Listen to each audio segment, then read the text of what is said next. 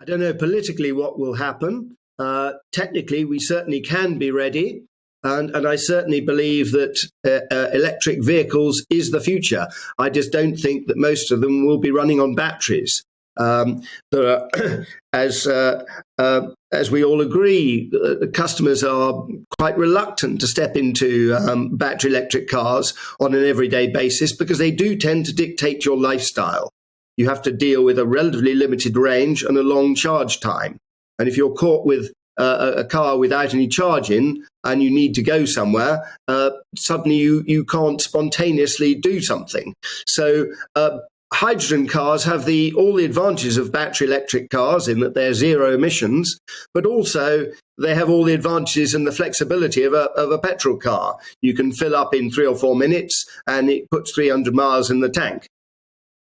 So I think that we absolutely do need battery cars. They clearly have an important role to play, but it's rather like solar PV and wind turbines.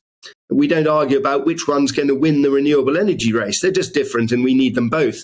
And we certainly need that level of choice for consumers to be able to have the flexibility that we expect of personal vehicles.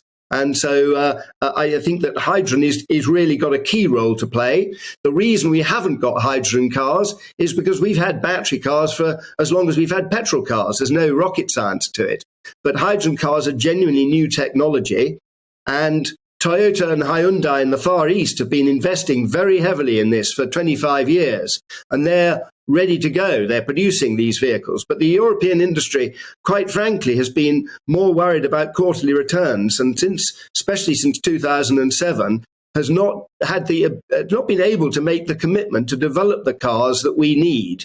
And consequently, now that the European tailpipe emission regulations have come into play, they have to sell battery cars because that's the only thing that they're ready to sell. And unfortunately, you can't sell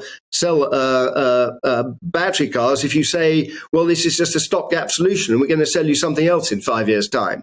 So that's why we've got this political focus on and commercial focus on the battery cars. It's a near-term problem created by the lack of investment in the technology that we actually need.